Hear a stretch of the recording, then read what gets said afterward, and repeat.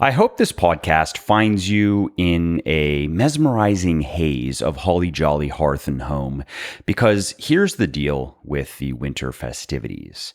They were a tough row to hoe in the before times and are even more so in these quacky quarantimes. There's shopping, wrapping, baking, cooking, decorating, entertaining, eating, imbibing, friends you never see, family you've never liked, and a gimlet-eyed elf monitoring every minute and reporting every move to a schizoid, list-making demi-god living on the frozen nipple of the globe with battalions of undying eldritch-gnomes and bionic beast deer.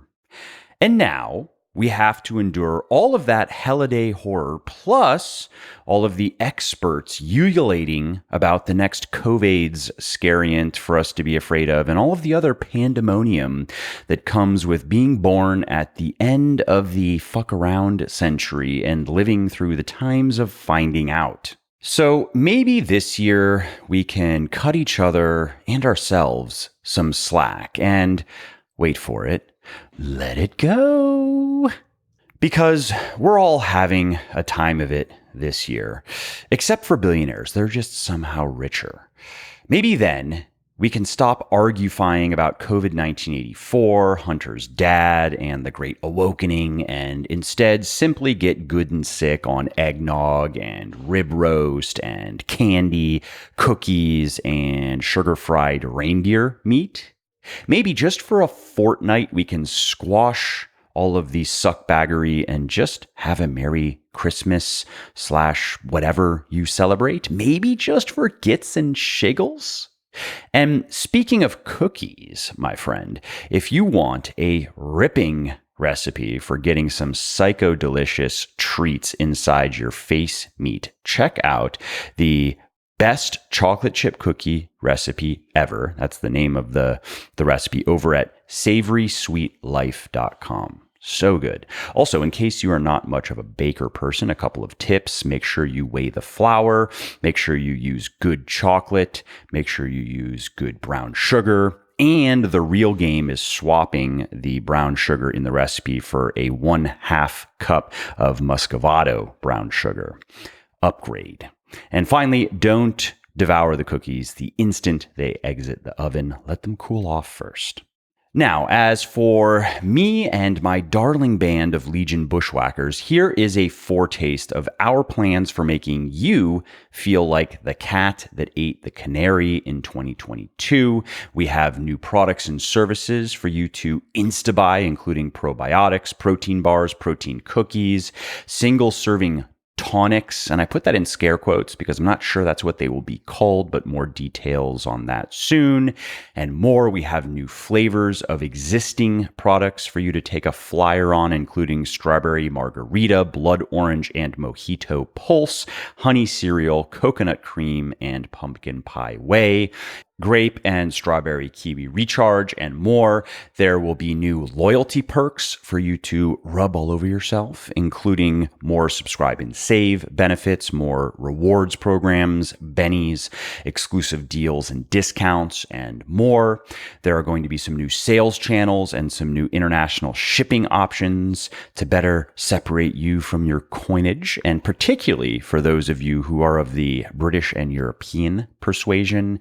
And finally, there will be a lot of new content for you to graze on, including a new book, Muscle for Life, which you can learn about at muscleforlifebook.com, lifebook.com, new website tools, new blog articles, new podcasts, and more.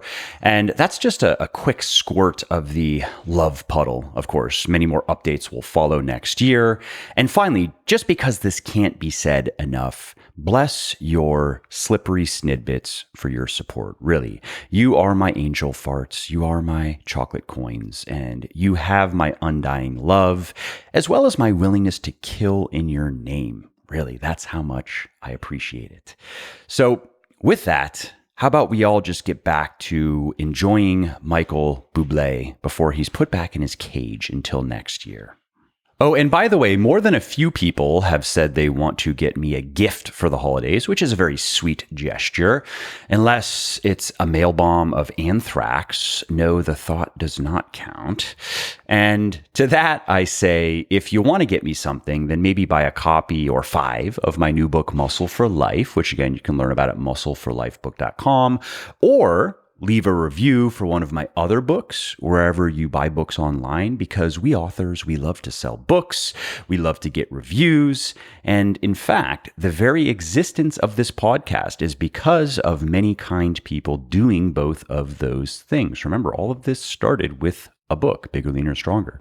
So either of those things would really get my pleasure pistons firing this Christmas. Have you pre-ordered your copy of my new book, Muscle for Life, yet and entered my giveaway of over $12,500 of splendid fitness swag? What? Why the devil not? Do you hate fun? Well, look, if it pleases your grace, go to muscleforlifebook.com, muscleforlifebook.com now, and pre-order a copy of the book and enter the giveaway. Let's remedy this scandalous state of affairs. And I would counsel haste as well, because my big book launch bonanza ends in a couple of weeks, and then the winners will be chosen.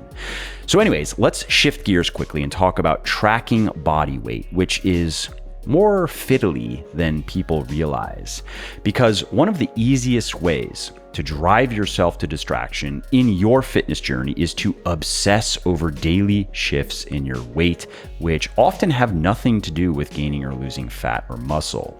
So for example, even slight swings in fluid retention, glycogen levels, that's a form of carbohydrate stored in your muscles, primarily in your liver as well, and bowel movements can produce pretty noticeable ups and downs in your body weight.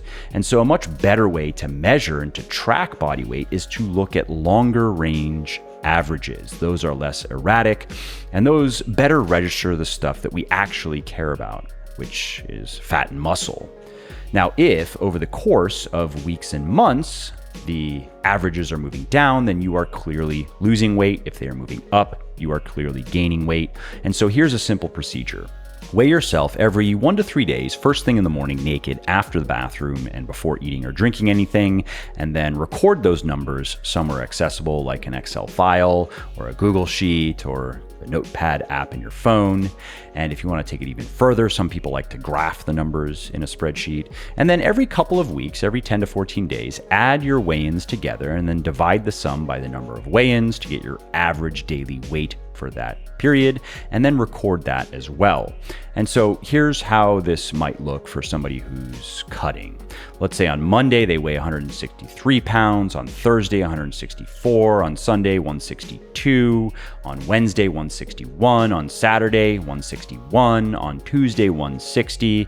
So the average daily weight is 162 pounds. We add up all of those weigh-ins, 808 pounds, we divide by 6, the number of weigh-ins for 162.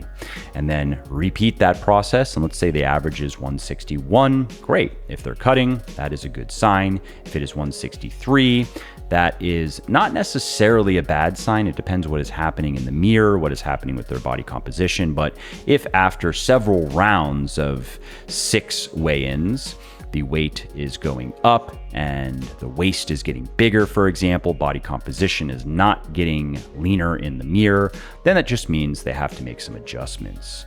So that's a simple process. It's a clean process. And if you want more of my wisdom on how to measure and how to improve your body composition, pick up a copy of my new book, Muscle for Life, today. Go over to muscleforlifebook.com and pre-order your copy. It comes out on January 11th, and then enter the giveaway. Instructions are on the page, and you can win all kinds of glorious fitness goodies. Again, I'm giving away over $12,500 of stuff. So go check it out, muscleforlifebook.com. Well, I hope you liked this episode. I hope you found it helpful. And if you did, subscribe to the show because it makes sure that you don't miss new episodes. And it also helps me because it increases the rankings of the show a little bit, which of course then makes it a little bit more easily found by other people who may like it just as much as you.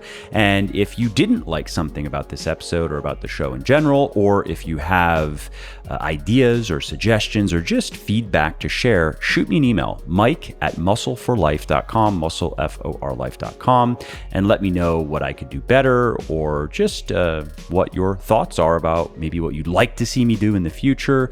I read everything myself. I'm always looking for new ideas and constructive feedback. So thanks again for listening to this episode, and I hope to hear from you soon.